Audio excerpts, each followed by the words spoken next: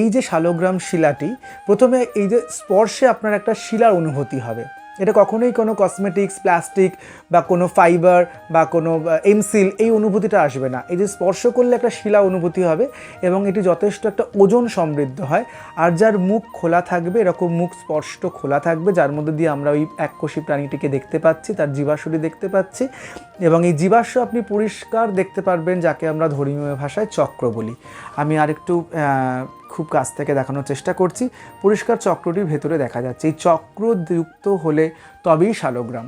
যে কোনো নদীগর্ভের পাথর বা বটগাছ থেকে, অশ্বত্থ গাছের গোড়া থেকে পেয়েছি, ওখান থেকে পুড়িয়ে পেয়েছি, আমাদের 7 পুরুষ ধরে পুজো হয়, এরকম অনেক গল্প আমি শুনেছি, কিন্তু সেগুলো বিশ্বাস করুন শালগ্রাম নয়। হতে পারে অনেক কিছু, হতে পারে শালগ্রাম। যেমন রুদ্রাক্ষের ক্ষেত্রে এক ধরনের সার্টিফিকেট দেয়, শালগ্রামের ক্ষেত্রে কি সেরকমভাবে কোনো সার্টিফিকেট আছে?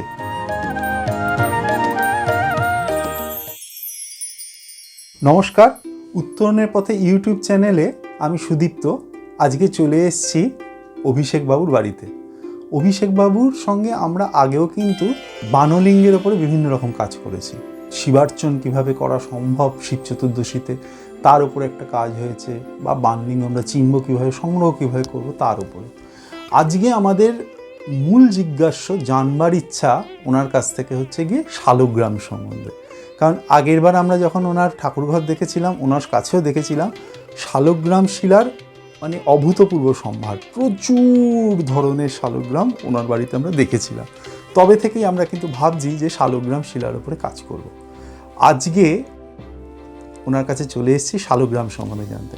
নমস্কার অভিষেক বাবু। নমস্কার। আপনি আমাদেরকে আজকে একটুখানি শালগ্রাম সম্বন্ধে একটু কিছু যদি বলেন, যে শালগ্রাম কী?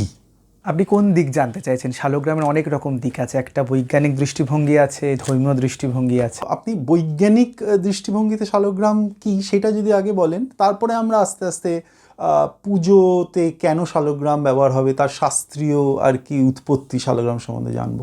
প্রথমত বলি, এটা একটা শিলা এবং স্তরীভূত শিলা বা পাললিক শিলা আমরা বলি। কারণ পাললিক শিলাতেই স্তর থাকে, যারা আমরা ভূগোল পড়েছি, সবাই পড়েছি ছোটোবেলা থেকে, আমরা জানি যে স্তরে স্তরে সঞ্চিত হয়ে যে শিলা তৈরি হয় তাকে আমরা পাললিক শিলা বলি বা স্তরীভূত শিলা বলি। তা শালগ্রাম শিলাও হচ্ছে এরকম একটা স্তরীভূত শিলার মধ্যে পাওয়া জীবাশ্ম। প্রকৃতপক্ষে এটা জীবাশ্ম। এটা যখন হিমালয় তৈরি হয়নি তার আগে টেথিস নামক একটা উপসাগর ছিল, আমরা সবাই জানি। তা ওই উপসাগরে অনেক এককোষী প্রাণী ছিল, যে প্রাণীগুলিকে বলা হয় সেফালোপোড। এই সেফালোপোড প্রাণীর জীবাশ্মর চারিদিকে লৌহ অক্সাইড জমে একটা গুটিকা আকার তৈরি হয় এবং তারপর স্তরীভূত পাথর জমতে জমতে জমতে লক্ষ লক্ষ বছর পরবে এটি একটি শিলায় রূপান্তরিত হয়, যার মধ্যে জীবাশ্ম দেখতে পাওয়া যায়। এটিই হচ্ছে বৈজ্ঞানিক দৃষ্টিতে শালগ্রাম। এইটুকুনো অঞ্চলের মধ্যেই প্রাণীটা থাকে? হ্যাঁ, ওটা ওই হিমালয়ের 10 যোজন বলা হয়েছে, সেই জায়গার মধ্যে এই প্রাণীগুলোর বসবাস ছিল। এবং এরা কিন্তু জলীয়, মানে জলের মধ্যে থাকা প্রাণী। এরা কিন্তু ডাঙায় চড়ে থাকা প্রাণী না, এরা জলে। যেমন আমরা শামুক, ঝিনুক, এরকম তো সবাই তারা জীবন্ত প্রাণী, তা সেরকম ধরনের এরা একটা এককোষী প্রাণী। শালগ্রাম শিলার মাহাত্ম্য কি? মানে অনেক কাল আগে ঋষিমুনিরা যে শালগ্রাম সংগ্রহ করেছিলেন, পুজো শুরু করেছিলেন, তার তো নিশ্চয়ই কোনো একটা মাহাত্ম্য আছে। সেই মাহাত্ম্যগুলো যদি একটুখানি আমাদের বলেন। হ্যাঁ, শালগ্রাম আমাদের হিন্দু ধর্মের সাথে ওতপ্রোতভাবে জড়িত। মানে এমন আপনি দেখবেন না, মানে আমাদের কোনো ধর্মীয় আচার অনুষ্ঠান নেই যেখানে শালগ্রামের পূজা হয় না। মানে সেটা জন্ম থেকে শুরু করে মৃত্যু অবধি। শ্রাদ্ধাতেও ব্যবহার হচ্ছে, উনি আসছেন, বিয়ের সময় উনি আসছেন। এবার সেটা যে ব্রাহ্মণ নিয়ে আসছেন সেটি আদৌ তিনি কি নিয়ে আসছেন সেটা এখন জিজ্ঞাসা বিষয়। মানে আদৌ এটি শালগ্রাম শিলা কিনা সেটা আমি সেই তর্কে বা বিতর্কে যাচ্ছি না। কিন্তু একটি কালো বস্তু যেটা ওই লাল গামছা বা কাপড় বা চেলি কাপড়ে মুড়িয়ে একটা সামনে থাকছে, এটা কিন্তু আমরা দেখছি। এইটা একটা কিন্তু আমাদের মানে ধর্মীয় বিশাল গুরুত্ব রয়েছে এই শালগ্রামের মধ্যে। এর কিছু উপাখ্যানও রয়েছে, সেই উপাখ্যানে আমি আসছি। সেটা হচ্ছে, এক সময় ভগবান বিষ্ণুকে কেন্দ্র করে লক্ষ্মী, সরস্বতী আর গঙ্গার মধ্যে তুমুল ঝগড়া বাঁধে। সরস্বতী রেগে গিয়ে লক্ষ্মীকে অভিশাপ দেন, লক্ষ্মী পৃথিবীতে গাছ হয়ে জন্মাবেন। লক্ষ্মীর চোখের জল মুছিয়ে দিতে দিতে তখন বিষ্ণু তাকে সান্ত্বনা দিয়ে বলেন, দেবীর অভিশাপে কাল পূর্ণ হলেই আবার তুমি বিষ্ণু বক্ষবিলাসিনী হয়ে আমার কাছে ফিরে আসবে। অভিশপ্তা লক্ষ্মী দেবী যথাসময়ে রাজা ধর্মধ্বজের মেয়ে তুলসী রূপে জন্মগ্রহণ করেন। যৌবনে শঙ্খচূড় অসুরের সঙ্গে তার বিবাহ হয়। দৈত্যাসুর বর পেয়েছিলেন যদি তার স্ত্রী সতীত্ব নষ্ট না হয় তবে তিনি অমর থাকবেন। পরাক্রমশালী এই অসুর অত্যাচারের ভীত স্বতন্ত্র দেবতারা বিষ্ণুর শরণাপন্ন হলেন। তখন নারায়ণ মহাদেবকে শঙ্খচূড়ের সাথে যুদ্ধ করতে বললেন। নিজের মায়া বলে এই শঙ্খচূড়ের রূপ ধারণ করে সেই সময় ভগবান বিষ্ণু তুলসীর সতীত্ব নষ্ট করলেন। যুদ্ধে মহাদেব শূল দিয়ে দৈত্যাসুরকে মেরে শূলপাণি হলেন। ওদিকে স্বামীহারা তুলসী সতীত্ব নষ্ট হওয়ায় রাগে অন্ধ হয়ে নারায়ণকে অভিশাপ দিলেন। এই নির্দয় নিষ্ঠুর পাপাচারের জন্য আত্মবিস্মৃত হয়ে পৃথিবীর মাটিতে তুমি পাষাণ হয়ে থাকবে। ভগবান বিষ্ণু তখন নিজ রূপ ধারণ করলেন। স্মিত বদনে বললেন, তোমার অভিশাপই পূর্ণ হোক দেবী। নশ্বর দেহ পরিত্যাগ করে তুমি দিব্য দেহে আমার সঙ্গে বিহার করবে। তোমার এই শরীরের পৃথিবীতে পুণ্যপ্রদা প্রবৃত্ত গণ্ডকী নদীরূপে পরিণত হোক, আর কেশ কলাপ তুলসী বৃক্ষরূপ ধারণ করুক। তোমার সাপের মর্যাদা অক্ষুণ্ণ রেখে আমি থাকবো শিলারূপে গণ্ডকীর গর্ভে। সেই শিলার ভিতরে সুশোভন নাভিচক্র রচনা করে চলবে বজ্রকীট। আর তাই জন্যই এই শালগ্রামের সঙ্গে তুলসীর ওতপ্রোত সম্পর্ক। আমরা জানি যে এই শালগ্রাম পুজো তুলসী ছাড়া সম্ভব না। তাহলে আমরা এই ধর্মীয় উপাখ্যানটা বুঝতে পারছি। তাহলে ভগবান বিষ্ণুর স্বরূপত মূর্তি হলো শালগ্রাম, যার মধ্যে উনি সর্বদা বিরাজমান এবং সব প্রকটিত। এনার কোনো পূজা প্রতিষ্ঠা আলাদা করে তার প্রাণ প্রতিষ্ঠা কিছুই কিন্তু প্রয়োজন নেই। আর আমরা জানি ভগবান বিষ্ণু হচ্ছে সর্বের যজ্ঞেশ্বরহরি, আমরা বলি সমস্ত পুজোয়। তাহলে কি আমরা যা কিছু করছি সবই তো একটা যজ্ঞ। সে পুজো করি, বিবাহ করি, যাই করি, যজ্ঞ মানে কিন্তু আগুন কাঠ জেলে যজ্ঞ না, মানে কর্মযজ্ঞ। এই যে কর্মযজ্ঞের যেহেতু উনি প্রধান, শ্রীহরি প্রধান, তাহলে ওনার যে চিহ্ন স্বরূপ শালগ্রাম, যার মধ্যে উনি সদা বিরাজমান, সেইটি আমাদের কাছে বা হিন্দু ধর্মে কিন্তু একটা প্রথম জায়গা নিয়ে থাকে। তাই আমরা দেখি কেউই কোনো পুজোতেই শালগ্রাম ব্যতী রেখে কিন্তু পুজো হয় না।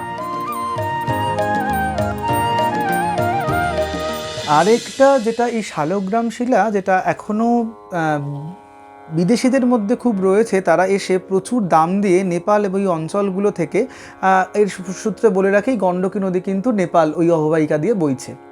তো ওখান থেকে এরকম ওরা ভাঙা টুকরো শালগ্রাম শিলা প্রভৃতি নিয়ে গিয়ে ওরা একটা জলের জায়গার মধ্যে রেখে সেই জলটা পান করে। ওরা বলে যে এটার মধ্যে প্রচুর মিনারেল আছে। এটা কিন্তু খুব বৈজ্ঞানিক সত্য। এই শালগ্রাম যে সৃষ্টি হচ্ছে লৌহ, সালফার, আকরিক, তার মধ্যে সোনার আকরিক, সব কিছুই কিন্তু এগুলোর মধ্যে মিশে রয়েছে। যে জলটা ওরা যে খাচ্ছে তার মধ্যে কিন্তু এই বিষয়গুলো বা ওই মিনারেলসগুলো যাচ্ছে। সেই জন্য বিষ্ণুর চরণামৃতও কিন্তু বলা হচ্ছে যে অমৃত স্বরূপ। তা আমাদের ধর্মে এই যে শালগ্রাম শিলাকে এনেই ঠাকুরমশাই বলে রাখেন যে পঞ্চামৃত তৈরি করে রাখবেন দুধ, ঘি, চিনি, মধু, দই দিয়ে, এবং সেটি দিয়ে শঙ্খের মধ্যে ঢেলে ঘণ্টাধ্বনি করতে করতে ওই শালগ্রামকে স্নান করায়, অভিষেক করান, এবং সেই চরণামৃত কিন্তু অতি পবিত্র স্বরূপ আমরা পান করি। তাহলে কি এই চরণামৃতর মধ্যেও কিন্তু অমৃত মিশে রয়েছে, যে এমন অনেক জিনিস বা বৈজ্ঞানিক দৃষ্টিভঙ্গিতে মিনারেলস যেগুলো আমাদের শরীরের পক্ষে অত্যন্ত হিতকারী, সেইগুলো কিন্তু শালগ্রামের চরণামৃতে আমরা পেতে পারি। এটা কিন্তু একটা খুব বড় দৃষ্টিভঙ্গি রয়েছে। এবং এই শালগ্রাম যে জায়গায় থাকে বলা হয় তার আশেপাশের অনেকটা জায়গা অ্যান্টিসেপটিক অবস্থায় থাকে, মানে সেখানে কোনো ছোট ছোট অণুজীব বা ভাইরাস বাসা বাঁধতে পারে না। তাহলে শালগ্রাম আমরা তাহলে বলছেন যে গণ্ডকীতে, নেপালের গণ্ডকী নদীর ওখানে আমরা পাবো, কিন্তু শালগ্রাম অনেকেই তো নেপালে যায় সংগ্রহ করবার জন্য, তো সেক্ষেত্রে শালগ্রাম চিনবে কিভাবে? প্রথম যেটা আপনাকে বুঝতে হবে, যেটা খুব মানুষকে ঠকায়, সিমেন্ট, পাথর বা এরকম স্টোন ডাস্ট এরকম দিয়ে একটা সারফেস তৈরি করে দেওয়া হয়। সেটা আপনাকে যেটা করতে হবে, যদি সোনা বা রূপোর আংটি দিয়ে যদি তার ওপর আপনি ঘষেন, সেই সোনা এবং রূপোর আংটি যেরকমভাবে আপনার কোষ্ঠী পাথরের ওপর দাগ ফেলে, শালগ্রামের ওপরও সেরকম দাগ ফেলবে। আরেকটা আমি একটু ক্যামেরাটাকে ক্লোজ নিয়ে দেখাতে চাইব। এই যে শালগ্রাম শিলাটি, প্রথমে এই যে স্পর্শে আপনার একটা শিলার অনুভূতি হবে। এটা কখনোই কোনো কসমেটিক্স, প্লাস্টিক বা কোনো ফাইবার বা কোনো এমসিল এই অনুভূতিটা আসবে না। এই যে স্পর্শ করলে একটা শিলা অনুভূতি হবে, এবং এটি যথেষ্ট একটা ওজন সমৃদ্ধ হয়।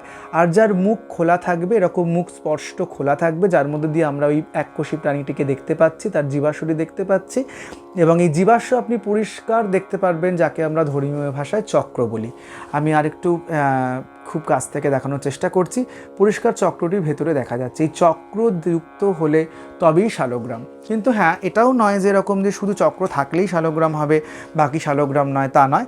দেখুন এরকম একটি অংশ যেটার মধ্যেও দেখুন এই প্রাণীর এই জীবাশ্মটি পরিষ্কার রয়েছে, এটিকে সুদর্শন শালগ্রাম বলা হয়। এটা হতে পারে এইভাবেই উৎপন্ন হয়েছে, বা হতে পারে বড় কোনো শিলা নদীর গহ্বরে থাকতে থাকতে খণ্ডিত হয়ে তার অংশটা বেরিয়ে এসে এইটুকু অংশ আমাদের কাছে এসে উপস্থিত হয়েছে। আমরা গর্ভ থেকে, নদীগর্ভ থেকে, গণ্ডকী গর্ভ থেকে যেটিকে যেরূপে সংগ্রহ করছি, আমরা কিন্তু সেই বৈশিষ্ট্যেই তার নাম করব। এটি হতেই পারে কোনো দামোদর শিলা ছিল, সেটি এখন তো আমার হাতে এইভাবে আসেনি, এসেছে সুদর্শনের আকারে। সুদর্শন এরকম একটি চক্র হয় এবং তার সম্পূর্ণ চক্রটা এরকম দেখা যায় ওপর থেকে, তো এটি সুদর্শন শালগ্রাম। অতএব এইটিকে আপনাকে বুঝতে হবে যে শিলা কি, আর এটিও শালগ্রাম, কিন্তু দেখুন এর মধ্যে কোনো ওই মুখ বা কোনো চক্র গহ্বর কিন্তু দেখা যাচ্ছে না, তথাপি ইনি শালগ্রাম। ইনি কীভাবে শালগ্রাম? এর চক্রটা গর্ভে রয়েছে, কিন্তু আমি তো এটাকে ভাঙবো না, ভাঙলে ভেতরের চক্রটা বা ওই প্রাণীটার দেহাবশেষটা বেরোবে। তা এইটিও যে শালগ্রাম তার একটি চিহ্ন হচ্ছে, দেখুন এখানে বনমালা, আমি জানি না স্ক্রিনে কতটা দেখা যাচ্ছে, দেখুন এখান দিয়ে গায়ে একটা আঁকা বাঁকা রেখার মতো গেছে। এই রেখা কিন্তু অন্য কোনো পাথরে থাকা সম্ভব না, এটি কেবলমাত্র গণ্ডকী গর্ভের শালগ্রামেই হয়। তাছাড়া তো আপনি সোনার উপর দাগটা আমি বললাম, যেটা দেখে আপনারা মোটামুটি বুঝতে পারবেন। আর অবশ্যই ফিল করবেন যে এটি একটি পাথর, এটি কোনোভাবে সিমেন্ট নয়। এরকম প্রচুর ধর্মীয় স্থানে এখন হয়তো যা দাম জিনিসের, ওটাও হয়তো 100 টাকা বা 200 টাকা নিয়ে নেবে, সিমেন্ট দিয়ে করে দুটো পেরেকের ছিদ্র মতো মুখে দুটো ছিদ্র করে দেওয়া হয়। আমি বহু ব্রাহ্মণের কাছে দেখেছি এটা পুজো করতে ওরা এই জিনিসটাই কিন্তু নিয়ে এসেছে। এটা একটা অনেক মানে খারাপ লাগার জায়গা যে তারা এটা প্রফেশনালি কাজটা করছে, কিন্তু প্রকৃত জিনিসটা তারা নিয়ে যাচ্ছে না যজমান বাড়িতে। শালগ্রাম কিন্তু সত্যিই দুর্লভ, কলকাতায় বসে পাওয়াটা, বা আমি এরকম কোনো সোর্স যে ওখানে গেলেই তুমি ভালো শালগ্রাম পেয়ে যাবে। সবার আগে বলবো নিজে পরিচিত হন, নিজে চেনার একটা অভিজ্ঞতা তৈরি করুন। যে যে জিনিসগুলো বললাম সেগুলো দেখে নিন ক্রয় করার সময়, যে আপনি সেই জিনিসটাই পাচ্ছেন কিনা, তবেই সেটিকে শালগ্রাম বলবো। যে কোনো নদীগর্ভের পাথর বা বটগাছ থেকে, অশ্বত্থ গাছের গোড়া থেকে পেয়েছি, ওখান থেকে পুড়িয়ে পেয়েছি, আমাদের 7 পুরুষ ধরে পুজো হয়, এরকম অনেক গল্প আমি শুনেছি, কিন্তু সেগুলো বিশ্বাস করুন শালগ্রাম নয়। হতে পারে অনেক কিছু, হতে পারে শালগ্রাম নয়। চক্র তো বানানো যায়। হ্যাঁ, সেটা তো হয়ই, কেননা এখন কি হচ্ছে, এমসিলের ওপর এই আসল যে শালগ্রাম তার চক্রর যে চিহ্নটা সেটাকে তুলে নেওয়া হচ্ছে, তুলে নিয়ে হুবহু মনে হচ্ছে যেন এটি একটি চক্র। কিন্তু তাও আমি বলবো যে ওই যে আপনাকে ফিল করতে হবে, যেটা মানে বিষয়টা যে পাথর, বিষয়টা যে শিলা, তার মধ্যে যে চক্র খোদিত হয়েছে, এটা আপনাকে একটু জ্ঞান থাকতে হবে, নাহলে কিন্তু খুব দুষ্কর, মানে খুব সমস্যাজনক। যেমন রুদ্রাক্ষের ক্ষেত্রে এক ধরনের সার্টিফিকেট দেয়, শালগ্রামের ক্ষেত্রে কি সেরকমভাবে কোনো সার্টিফিকেট আছে? না, এটা আমার এই শালগ্রাম নিয়ে বহু বছর ধরে, প্রায় 10 বছর চললো আমি কাজ করছি, কিন্তু এই রকম প্রশ্ন আমার কাছে প্রচুর ক্রেতা করেছেন যে আপনি কি কোনো সার্টিফিকেট দেবেন। আপনি বিশ্বাস করুন, সারা ভারতবর্ষে শালগ্রাম ক্রয় বিক্রয়ের কোনো সার্টিফিকেট হয় না। এটা তো কোনো জেমস্টোন না, এটা তো জীবাশ্ম। আপনি যেটা করতে পারেন, এটা জিওলজিক্যাল সার্ভে অফ ইন্ডিয়াতে গিয়ে এটা জমা দিয়ে এটা টেস্ট করে দেখতে পারেন যে এটি পাললিক শিলা কিনা বা এটি জীবাশ্ম কিনা, সেই টেস্ট হতে পারে, কিন্তু সেটিকেও কোনো বিক্রেতা আপনাকে করে দেবে না, এটি আপনাকে নিজে থেকে করতে হবে। এছাড়া কোনো টেস্টিং প্রসেস কিন্তু নেই। আর আপনি এটা বলছেন নেপালে, আমি নিজে নেপাল বহুবার গেছি কর্মসূত্রে এবং ঘোরার সূত্রে, আমি নিজে গিয়ে দেখেছি ওখানেও কিন্তু নকল জিনিস বিক্রি হয়। আচ্ছা। এবং বেশ ভালোভাবেই বিক্রি হয়। হ্যাঁ, আপনি একটু বলেন যদি আমি আসল নেবো বা এইটা না, আমাকে সেটাই দেখান, সেটা ওরা দেখাবে, কিন্তু প্রথমে যেহেতু কম দামে সুলভে, ধরুন 200 টাকা 100 টাকা ইন্ডিয়ান মানিতে আপনাকে শালগ্রাম দেখাচ্ছে, যেগুলো সবই নকল, ওরা কিন্তু বানিয়েছে এবং অদ্ভুত বানিয়েছে। এবং আপনার বিশ্বাস করবেন না, সেটি দেখতে এতটাই সুন্দর, আপনার ওটার দিকেই চোখ যাবে, মনে হচ্ছে বাবা এটাতে তো, আমরা শালগ্রাম বলতে যা বুঝি একদম গোল সুন্দর একটা সূক্ষ্ম ছিদ্র, তার মধ্যে দিয়ে চক্র দেখা যাচ্ছে। এটা কিনতে গিয়ে আমি বহু মানুষকে দেখেছি তারা নকল জিনিস কিনে নিয়ে উপস্থিত হয়েছে, বহু মানুষকে ওই সৌন্দর্যের লোভে, মানে ওই যে আমাদের মাথায় ঘুরছে শালগ্রাম মানেই তো একটা গোল জিনিস, একটা খুব সুন্দর দেখতে, এটা করতে গিয়ে তারা ভুল জিনিস কিনেছে, যেটা এমসিলের বা কোনো পাথর কেটে তৈরি জিনিস, শালগ্রাম নয়। নকলটা আপনি কি করে বুঝতে পারেন? এটা এতদিনের অভিজ্ঞতা, আমার কাছে নকল সেরকম নেই যে আমি আপনাকে যেমন আসল দেখালাম সেভাবে দেখাতে পারতাম, যদি কয়েকটা স্যাম্পল যে এটাকে বলে নকল তাহলে খুব ভালো হতো, কিন্তু দুঃখিত আমার কাছে তো সেরকম নেই। মানে ওটা আপনাকে ছুঁয়ে বুঝতে হবে। হ্যাঁ, ছুঁয়ে বুঝতে হবে, বা আমাকে ছুঁয়েও বুঝতে হবে না। আপনারা যদি এরকমও হয় যে কেউ যদি জানতে চান, সেটা শর্ট ভিডিও বা যদি ছবি তুলে আমাকে পাঠান, নাম্বার তো আমার এখানে দেওয়াই থাকবে, সেখানে আমি অবশ্যই বলে দেবো যেটি আসল না নকল, আমার ছবি দেখলেই বুঝতে পারি। অনেক সময় আমরা শুনেছি লাল বর্ণের, পীত বর্ণের, বিভিন্ন ধরনের বর্ণেরও শালগ্রাম পাওয়া যায়। তো সেই ক্ষেত্রে সেই শালগ্রামে সেবা পুজো করা যায়? হ্যাঁ হ্যাঁ, বর্ণভেদে আছে, কিন্তু আমি সকলকে এটাই বলবো যে শালগ্রাম কৃষ্ণবর্ণেই পুজো করা সব থেকে ভালো। পিঙ্গল বর্ণ, একটু হলুদ হলুদ বর্ণ বা রক্তিম বর্ণ, এটা ত্যায্য শিলার ক্ষেত্রে বলা হয়েছে। তা বলে এই যে বললাম আমাদের শাস্ত্রে কিছু হ্যাঁ আছে কিছু না, সব মিলিয়ে থাকে। আবার এমন অনেক শিলা আছে যার বৈশিষ্ট্যই কিন্তু রক্তবর্ণ, সেটা আবার পূজ্য, কিন্তু তবুও ইন জেনারেল কৃষ্ণবর্ণের শালগ্রামই পূজ্য। একটা বিতর্কিত কোয়েশ্চেন আপনাকে করছি, সেটা হচ্ছে গিয়ে কি শালগ্রাম সেবা কি সবাই দিতে পারে? শালগ্রাম শিলার পূজা মানে যদি আমি ইন জেনারেল ধরি, আমাদের যে ব্রাহ্মণ, ক্ষত্রিয়, বৈশ্য, শূদ্র আছে, এই চতুর্বর্ণের মধ্যে কেবলমাত্র ব্রাহ্মণের স্পর্শ পূজার অধিকার শাস্ত্রে দিয়েছে। মানে যদি স্পর্শ করে পূজা করতে হয়, একমাত্র অধিকারী ব্রাহ্মণ যার উপবিদ সংস্কার হয়েছে। কিন্তু তা বলে অবশ্যই বৈশ্য, শূদ্র, ক্ষত্রিয় সবাই করাতে পারবে। কিভাবে করাবে? সে ব্রাহ্মণ দিয়ে তার পূজা করাবে। মানে সে শালগ্রাম অবশ্যই বাড়িতে প্রতিষ্ঠা করবে, কিন্তু নিত্য পূজা করবে ব্রাহ্মণ। এটি তো গেল ইন জেনারেল একটা প্রসঙ্গ। কিন্তু আবার এটাও আছে যে শাস্ত্রের ক্ষেত্রে যে মাহাত্ম্য বিশেষে, গুরু প্রদত্ত বিশেষে বা আমার নিজের অভিষেকাদির বিশেষে কিন্তু সে শালগ্রাম শিলার অধিকার জন্মায়। বৈষ্ণবদেরও জন্মায়, শাক্তদেরও জন্মায়। তখন সে কিন্তু সে যে বর্ণেরই হোক না কেন, সে ব্রাহ্মণ, ক্ষত্রিয়, বৈশ্য, শূদ্র যাই হোক না কেন, সে কিন্তু শালগ্রামে স্পর্শ পূজা করতে পারে।